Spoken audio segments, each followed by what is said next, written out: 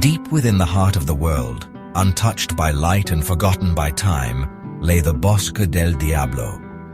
This ancient forest, cloaked in perpetual twilight, was a place where the sun's rays dared not venture, and the moon's glow was but a distant memory. The Devil's Forest. Locals spoke of the wood in hushed tones, if they spoke at all. Fearful glances were exchanged whenever its name was mentioned, and children were warned to never stray too close. The trees were said to whisper to each other, their leaves rustling like the hissed warnings of children sharing a dark secret. It was as if the forest itself was alive, breathing and watching, always aware of those who dared to enter. They told tales of those who had walked into the wood, never to be seen again. The paths would twist and turn, leading the unwary deeper into its grasp until they were hopelessly lost. The forest held onto its secrets tightly, guarding them jealously from the prying eyes of the outside world. It was a place where time seemed to stand still, and the air was thick with the weight of untold stories. Many had sought to uncover its mysteries, but none had succeeded. Brave souls ventured in, armed with maps and compasses, only to find themselves disoriented and bewildered. The Bosque del Diablo remained, a place of shadows and whispers, a testament to the darkness that lurked within the heart of nature. It stood as a reminder of the unknown, a realm where the line between reality and myth blurred. A group of friends, young and foolish, decided to tempt fate. They were drawn to the mystery of the Bosque del Diablo, eager to prove their bravery. There was Miguel, the skeptical one, always ready with a witty remark. He scoffed at the stories, convinced that logic and reason could explain anything. Next to him stood Eleanor, his girlfriend, her eyes sparkling with a mixture of fear and excitement. She was drawn to the unknown, always eager for a new adventure. Completing their group were Carlos, the quiet observer, and Sofia, the adventurous one, always pushing the boundaries. Together, they ventured into the Bosque del Diablo, unaware of the horrors that awaited them. The forest welcomed them with an unnerving silence, a silence so profound it seemed to swallow every sound they made. Each step they took was muffled by the thick carpet of leaves, and the air was still, almost as if the forest itself was holding its breath. The air grew heavy, thick with the smell of damp earth and decaying leaves. It was a scent that clung to their clothes and filled their lungs, making each breath feel like an effort. The trees, gnarled and ancient, seemed to press in on them, their branches reaching out like skeletal fingers. These trees had stood for centuries, witnessing countless secrets and stories now lost to time. The path, barely visible beneath a carpet of dead leaves, twisted and turned, leading them deeper into the heart of the forest.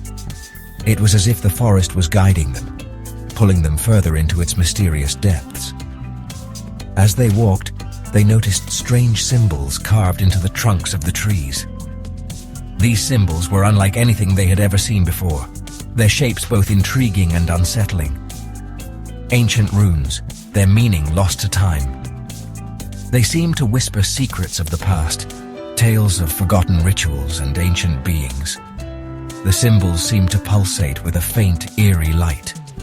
It was as if the forest was alive, its very essence imbued with a strange, otherworldly energy.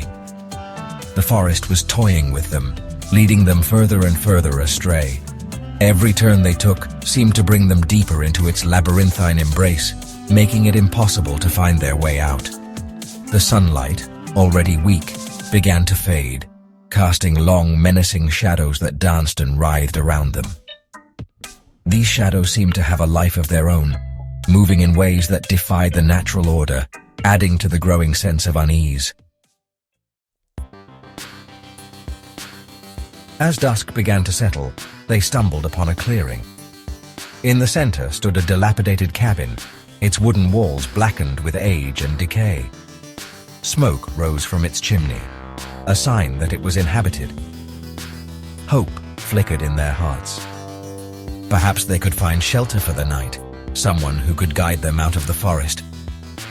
They approached cautiously, their footsteps echoing in the silence. As they neared the cabin, the smell of damp earth and decaying leaves was overpowered by the cloying stench of rotting flesh. Elena gasped, covering her mouth with her hand. Miguel placed a reassuring arm around her shoulders, but his face was pale, his jaw clenched tight. Section 5. Whispers in the Dark. A voice, raspy and weak, called out from within the cabin. They hesitated, fear warring with their desperation for shelter. An old woman sat by the fire, her face hidden in the shadows. Her voice, a mere croak, invited them in. She offered them food, water, and a place to rest their weary heads. Exhausted and with nowhere else to go, they accepted her offer. As they ate the food she offered, a strange stew with an unfamiliar metallic tang, the old woman watched them. Her eyes, like two black pits, seemed to bore into them, seeing their deepest fears, their darkest secrets. The fire crackled, casting dancing shadows on the walls, and the whispers began. The whispers seemed to come from everywhere and nowhere at once.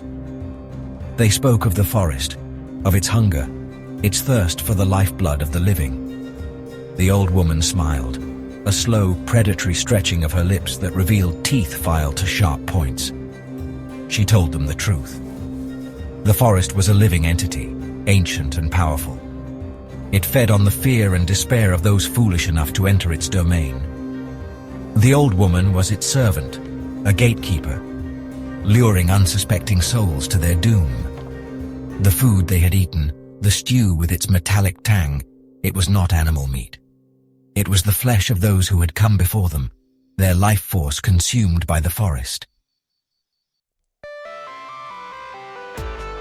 Horror gripped their hearts. They stumbled back, knocking over the table in their haste to escape. The old woman laughed, a dry, cackling sound that echoed through the cabin. They ran, their hearts pounding in their chests. The forest, no longer silent, seemed to come alive around them. The trees swayed and groaned, their branches reaching out like grasping claws. The whispers grew louder, taunting them, urging them to give in to their fear. But they pushed on, fueled by adrenaline and the desperate hope of escape. They ran until their lungs burned and their legs screamed for mercy.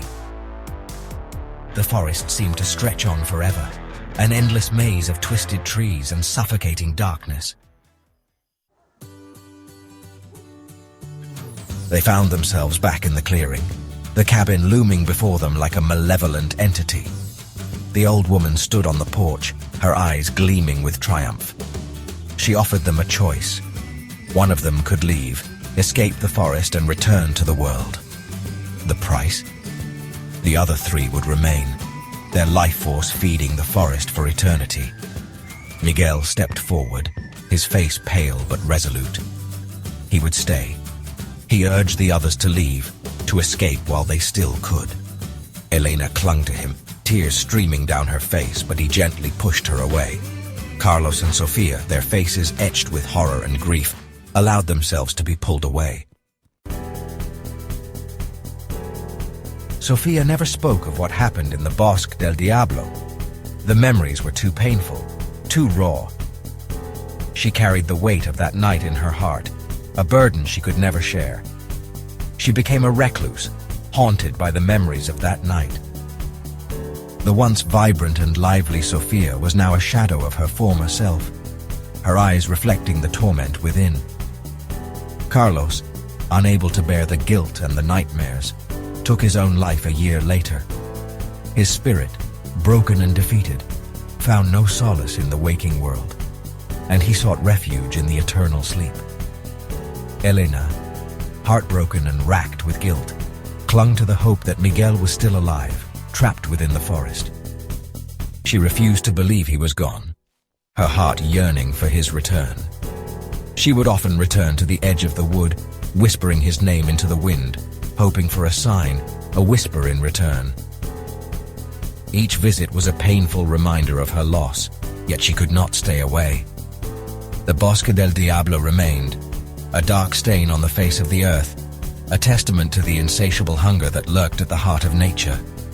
Its shadows whispered secrets, and its trees seemed to reach out with unseen hands. And within its depths, Miguel remained, his life force slowly draining away, feeding the forest, his screams for mercy swallowed by the whispering trees.